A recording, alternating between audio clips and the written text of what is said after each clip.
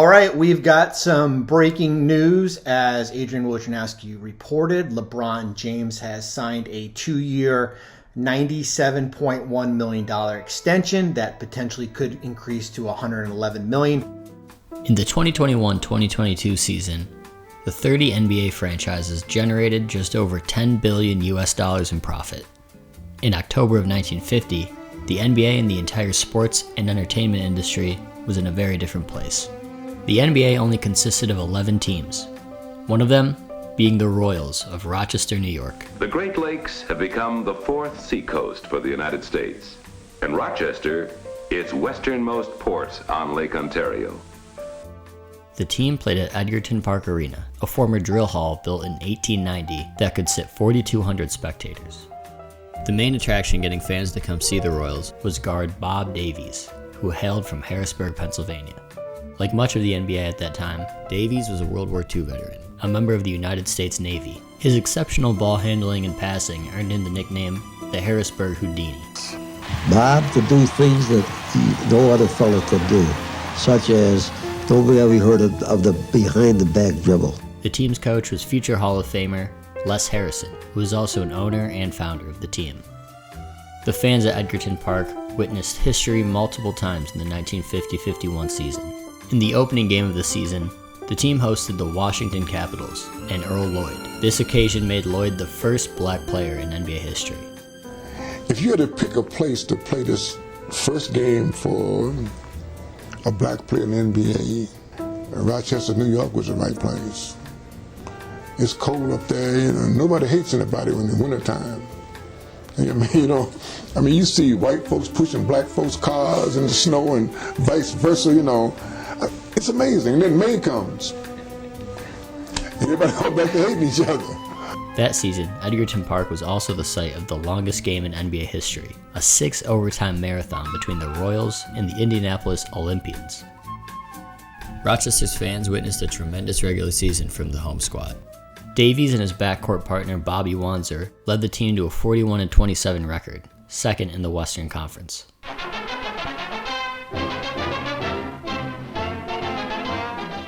1951, the world champion Lakers were again defending titleists of the NBA's Western Division, and they met the Rochester Royals in the semifinal playoffs.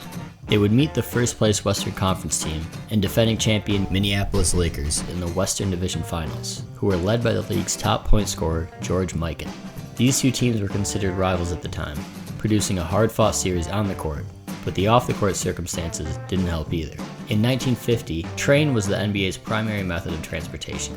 Traveling by train between Rochester and Minneapolis was an 18-hour excursion. We'd hurry up and finish our game at 10:30, and they'd hold a train for us at the New York Central Station in Rochester. We'd get into Chicago about 7:30 in the morning, have breakfast, and catch the Hiawatha to Minneapolis at 9 o'clock. Get in there at 3:30, get something to eat quick, and go out to the gym and play the game. The Royals would win the series 3-1, advancing to the NBA Finals, where they would take on fellow New York squad, the New York Knicks. In the best-of-7 series, the Royals won the first 3 games, before the Knicks stormed back to win the following 3. Because of the Royals' regular season success, the deciding Game 7 would be played in Rochester. With less than a minute in the game, and the score tied at 75, Davies hit 2 free throws to give the Royals the lead and eventually the win, crowning the Royals the champion of the 7th NBA Finals.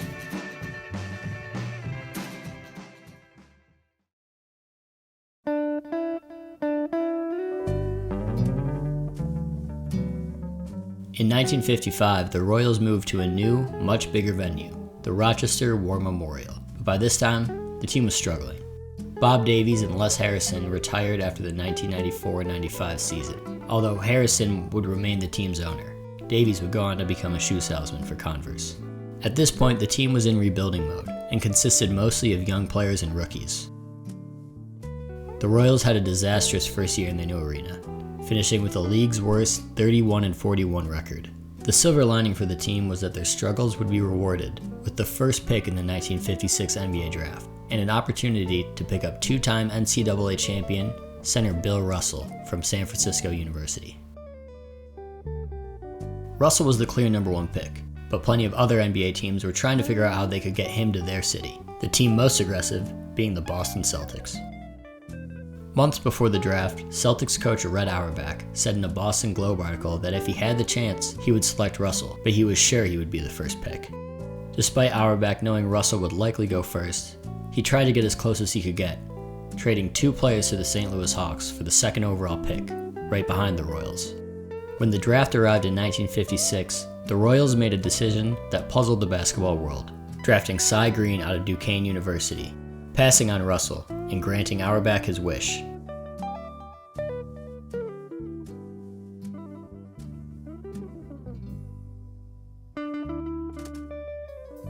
A United States Press Association story the day of the draft provided 3 possible reasons for the decision. 1, because Russell would miss the first month or so of the season due to the Olympic Games in Australia, a possibility that Russell would opt to play for the Harlem Globetrotters instead of play in the NBA, and 3rd was doubt amongst scouts that his play would translate to the NBA. The Royals also had an all-star center in Maurice Stokes at the time, making it a possibility that Harrison saw Green as a better fit for the team than Russell. Russell immediately washed away those concerns, averaging nearly 20 rebounds his rookie season, leading the Celtics to an NBA championship. Russell would go on to win 10 more championships in his career, going down as the greatest champion the sport has ever seen. Cy Green, on the other hand, had a relatively uneventful NBA career. The Royals would continue to struggle and relocate to Cincinnati in 1957. The franchise would eventually become the Sacramento Kings, the only franchise in the United States' Big Four leagues located in Sacramento. Rochester, on the other hand, has 0. We are in the books. They can't take that away from us. We are in the NBA book. So as long as there'll be a major league, Rochester, New York will always be remembered. In 2004, Auerbach shared some insight on the 1956 draft. When asked how he was able to get Russell, Auerbach smiled and said, "The Ice Capades." The fabulous Ice Capades of 1955. Just the greatest show on ice. 10 big shows in one. George Gershwin. The Ice Capades were one of the biggest shows in America in the 50s, selling out shows across the northeastern United States. The president of the Ice Capades was none other than Celtics owner Walter Brown. Knowing Rochester was struggling financially, Auerbach said he convinced Brown to call Harrison, who offered a week of Ice Capade shows at the new War Memorial if the Royals passed on Russell. Before his death in 1997, Harrison denied that his draft pick had anything to do with the Ice Capades.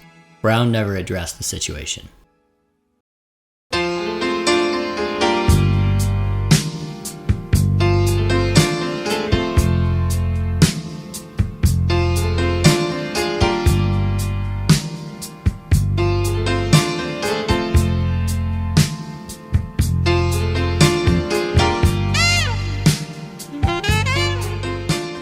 The reason for the Royals' draft decision will likely remain a mystery, as will the fate of the Rochester Royals and the city of Rochester if they had chosen the legendary center.